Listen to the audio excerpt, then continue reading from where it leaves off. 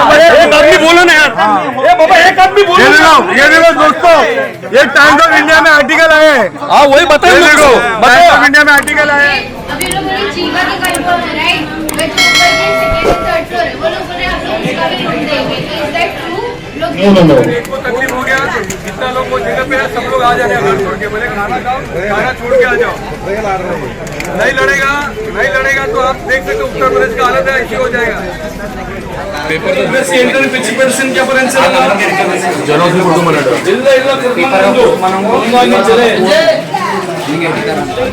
आपने जो जिया कल उनको कल बताओ और हमको आप लोग ये रोड पे नहीं, मैं मीटिंग लेगा उधर जितना भी है, शाम को आ जाओ आप लोग 5-6 बजे आ जाओ, सब कुछ समझो कि 2 दिन में आपको पेपर से मिल जाएगा। धारावी के विकास का मामला दिल्ली से लेकर गलियों तक पहुंच चुका है और हर गली में जिस तरह से आप देख रहे हैं कि कहीं पर सर्वे का विरोध हो रहा है तो कहीं पर उसका स्वागत किया जा रहा है, लेकिन विरोध करने वाले ज्यादा हैं और वो ये पूछ रहे हैं कि आप सर्वे तो कर रहे हैं, हमें कहां बसाओगे, इसका जीआर तो दे दो, इसका मास्टर प्लान तो दे दो, आप किस तरह से हमें रखेंगे। 350 स्क्वायर फीट घर देने का वादा तो कर रहे हैं, लेकिन कहां देंगे, धारावी में देंगे या धारावी के बाहर देंगे। उन तमाम सवालों का जवाब देने के बजाय सर्वे करने आते हैं, वो भाग खड़े होते हैं। यही मामला अभी थोड़ी देर पहले हुआ है। उस मामले को जानने और समझने के लिए हमारे साथ संदीप कटके जी हैं, इनसे जानते हैं कि हुआ क्या था जब वो सर्वे करने वाले आए थे, तो किस तरह से उनसे बात हुई और वो सवालों का जवाब ना देते हुए वो किस तरह से भाग खड़े हुए। संदीप जी, हमारे चैनल में आपका स्वागत है। हम आपसे जानना चाहेंगे कि आज जिस तरह से मामला हुआ है कि सर्वे के टाइम जो अडानी के कर्मचारी आए थे, जो सर्वे करने के लिए बड़ी बड़ी बातें कर रहे थे, क्या वो आपके सवालों का जवाब दे पा रहे थे? देखिए, यहाँ पे इस एरिया में पिछले 1 हफ्ते से सर्वे के लिए अडानी के लोग आ रहे हैं और 2-4 बार यहाँ पे उन लोग को रोका गया। कल हमने यहाँ पे ब्लॉक नंबर 3 में यहाँ पे लोगों से बातचीत की, लोगों को पूछा कि भाई यहाँ पे जो सर्वे हो रहा है इसके बारे में आपको क्या जानकारी। तो लोगों का जवाब यही था कि इस बारे में हमको कोई जानकारी नहीं। तो अडानी के लोग जो है यहाँ पे सर्वे करने आ रहे हैं, लेकिन लोगों को पता नहीं कि सर्वे किस चीज का हो रहा है। यहाँ पे ना ही कोई यहाँ पे डिस्प्ले फ्लेक्स लगाया उन्होंने, ना कोई बैनर लगाया है, ना कोई ऐसा उन्होंने कोई विजुअल्स लगाया है कि लोगों को पता चले कि भाई ये सर्वे किस चीज का है। हम धारावी बचाओ आंदोलन के माध्यम से सरकार के साथ में, डीआरपी के साथ में 2014 से लड़ते आ रहे हैं और आज ये प्रोजेक्ट जो है वो अडानी को दिया है।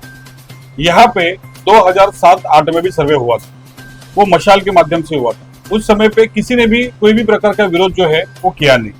तो ये सर्वे का विरोध आज क्यों कर रहे हैं? क्योंकि उस समय पे जो सर्वे हुआ था, उस समय पे हर एक सेक्टर में प्रॉपर उन्होंने बोर्ड लगाए थे, प्रॉपर लोगों को कॉन्फिडेंस में लिया था, लोगों को विश्वास में लिया था। उस समय में जो पात्रता थी 1 जनवरी 2000 की, उस समय के हिसाब से 2007 और 8 के हिसाब से लोग सेटिस्फाइड थे कि भाई 7-8 साल की अगर पात्रता है तो कोई दिक्कत नहीं। लेकिन आज चल रहा है 2024 और 2024 साल में भी आज भी आपने पात्रता के निकट जो है वो 1 जनवरी 2000 के पहले के लगाए। आपका जो जीआर है वो कहता है कि 1 जनवरी 2000 के पहले के जो लोग हैं उनको ही धारावी में घर मिलेगा। 2000 के बाद में 2011 के जो लोग हैं उनको जो सशुल्क योजना है जिसमें उनको पैसा भरना पड़ेगा, उस प्रकार की योजना में उनको धारावी के बाहर मिलेगा। और 2011 के बाद के जो लोग हैं उनको रेंटल हाउसिंग मिलेगा धारावी के बाहर। अभी रेंटल हाउसिंग और ये सशुल्क योजना के लिए अडानी ने अभी तक 1250 एकड़ लैंड जो है वो राज्य सरकार के माध्यम से क्लेम की और ली है। तो ये प्रोजेक्ट जो है ये धारावी करो का प्रोजेक्ट है। पात्र अपात्र के नाम पे आप धारावी करो का मतलब 50% धारावी जो है आप धारावी के बाहर भेजना चाहते हो। हम धारावी कर ये चाहते हैं कि धारावी का एक भी आदमी जो है वो पात्र अपात्र के नाम पर बाहर नहीं जाए, क्योंकि 1 जनवरी 2000 के पहले की भी पात्रता अगर आप लगाते हो तो उसके पहले भी आपने किससे डॉक्यूमेंट खरीदा है पूरा आपको चेन ऑफ डॉक्यूमेंट देना पड़ेगा। आप पूछेंगे कि भाई जिससे आपने खरीदा उसको सामने लेके आओ, तो ये सब चीजें पॉसिबल नहीं है। इसके लिए हमारी मांग ये है कि आप सर्वे करो, सर्वे के माध्यम से जो लोग वहां पे अभी फिलहाल मौजूद रहते हैं उन सभी का एग्जिस्टिंग पुरावा लो और यहाँ पे सबको पात्र कर दो, क्योंकि धारावी वाइटल पब्लिक प्रोजेक्ट है ना, वाइटल पब्लिक प्रोजेक्ट है, तो इसमें ये पॉसिबल है कि हम लोग को जो सर्वे हो रहा है किस चीज का हो रहा है और खा दे रहे हैं हम लोग को रूम और कितने जो स्क्वायर फीट दे रहे हैं और कब होगा, ये हमारे पक्ष है। यही बात हमारे अब जब हम सवेरे से जो हम लोग उनको पूछ रहे हैं तो उन लोग खाली बता रहे कि हम लोग इधर ही दे रहे, हम लोग ने खाली बोला कि हमको लिखित दो, जो जीआर कॉपी बताओ, उन लोग ने अभी तक मैंने बताया नहीं। तो हम लोग ने अभी इधर एक सभा लिया था, मीटिंग लिया था, मीटिंग में उनको बड़ा बड़ा साहब लोग आया था, तो उन लोग भी वही बात कर रहे हैं कि धारावी वाले को धारावी में देगा, और हम लोग का मांग जो है जो आप लिखित दे वो दे रहे नहीं है, आज पे जो जीआर वो बताओ वो दे रहे नहीं है। तो इसके लिए हम लोग आया था और मीटिंग का खत्म होकर चले गया। क्या जीआर क्या चाहिए आपको? कि हम लोग को धारे वाले को धारे में बसा, सेक्टर 2 बोल के हम लोग में सर्वे हो रहा है, बराबर सेक्टर 2 में बसेंगे या बाहर से बाहर देंगे, हमारा मांग यही है। और कितना स्क्वायर फीट देगा और कब तक होगा, ये सवाल आपने किससे पूछा? ये हमारे जो उनको जो डीआरपी का ऑफिसर लोग आए थे 3-4 जन, उनका नाम तो उतना बराबर परफेक्ट मालूम नहीं हम लोग को, तो उन लोग आए उनसे पूछा मैंने, एक मनदीप सर बोल के था एक, और दूसरा और एक मिरजकर बोल के था, मिरजकर 2 जन था। क्या जवाब दिया? उन्होंने बोला धारे वालों को धारे में बसाएगा, उन लोग पूछा जीआर बता बोल के, तो बोला लिखित दो, जीआर हम लोग को भी दो। तो इतने में वो लोग उठ के मतलब बातचीत किया और हम लोग चले गए, ज्यादा गर्दी जम गया बोल के उन लोग भी मतलब ऐसा ज्यादा बात ज्यादा बढ़ जाएगा इसके लिए निकल गया उन लोग भी। संदीप जी, बार बार यही सवाल उठ रहा है कि ये सर्वे जो हो रहा है, धारावी का रिडेवलपमेंट हो रहा है, लोगों को अच्छा घर मिलेगा, अच्छा मकान मिलेगा, अच्छी गलियां मिलेगी, सड़क अच्छी मिलेगी, लेकिन आपका ही ग्रुप क्यों इसका विरोध कर रहा है? जहां भी सर्वे होता है आपका ग्रुप वहां पहुंचकर इसका विरोध करता है, आखिर क्यों? देखिए, हमारा विकास को विरोध नहीं है, डेवलपमेंट को विरोध नहीं है। डेवलपमेंट के अंदर जो नीतियां है, जो पॉलिसी जो बनाई है, जो 2004 की पॉलिसी गवर्नमेंट ने लाई थी, 2004 में जब वो जीआर निकला था, उस जीआर में पात्रता के निकष 1 जनवरी 2000 के थे। आज 2024 चल रहा है, तो 2004 में जो बच्चा पैदा हुआ रहेगा वो आज लगभग 21 साल का हो गया, उसकी शादी हो गई, उसके बच्चे हो गए, उसका परिवार बन रहा है। तो 25 साल के बाद में, मतलब 2000 से लेके 24 साल का ये मामला है, 2004 का जीआर है, और 20 सालों में अगर हम कहते हैं कि अभी इतनी सहूलियत आपने अदानी को दी है, अदानी को आप पूरे मुंबई में जगह दे रहे हो, अदानी को आपने 4 का एफएसआई दिया है, अदानी को आपने टीडीआर के ऊपर से इंडेक्सेशन निकाल दिया है, अदानी को जीएसटी माफ किया है। अगर धारावीकर बोलते हैं कि धारावी के हर एक आदमी को धारावी के अंदर ही घर मिलना बनता है, तो इसमें राज्य सरकार और अदानी क्यों उदासीन है? ये सबसे पहला सवाल मैं इनको पूछना चाहता हूं। धारावी में दे रहे हैं ना, वो तो कह रहे हैं, खुद सीएम ने कहा है कि धारावी वासियों को धारावी में ही बसाया जाएगा, सिर्फ पात्र लोगों को धारावी में बसा जाए। 1 जनवरी 2000 के पहले जो स्ट्रक्चर है, अगर आप बात करोगे, धारावी डिपो के पास में राजीव गांधी नगर झोपड़पट्टी है, जो मेरे पिताजी स्वर्गीय दत्तू गढ़के इनके कार्यकाल में बसी, उनके पास काफी लोगों के पास में 2000 के बाद के ही डॉक्यूमेंट्स है। तो पूरी झोपड़पट्टी जो है वो अपात्र हो जाएगी, और पूरी जमीन जो है वो बीकेसी से टच है। तो विकास के नाम पर जमीन तो अदानी को मिल जाएगी, लेकिन ये अपात्र लोग हैं, इनको धारावी के बाहर भेजा जाएगा। तो ये कौन से प्रकार का विकास है, ये मैं खुद सरकार को पूछना चाहता हूँ। अगर सरकार विकास करना चाहती है तो सबसे पहला उनको मास्टर प्लान डिक्लेयर करना चाहिए, और मास्टर प्लान के बाद में पात्र अपात्र का जीआर डिक्लेयर करना चाहिए कि धारावी में एक भी आदमी अपात्र नहीं होगा, धारावी में सभी पात्र अपात्र लोगों को धारावी के अंदर ही हम कर देंगे। तो ये सब चीजों का विरोध ही नहीं रहेगा। हमारे एक ही मांग है, जो आप जो धारावी रिडेवलप कर रहे हो, उससे पहले सर्वे करने से पहले आप होर्डिंग लगाओ बड़ा। इससे पहले जो मशाल कंपनी का जो सर्वे हुआ था, उन्होंने सेक्टर वाइज लिया था, सेक्टर में ये बनेगा, ये फलाना घर होगा, फलाना मतलब ऐसा स्कूल होगा, हॉस्पिटल होगा, बताया था।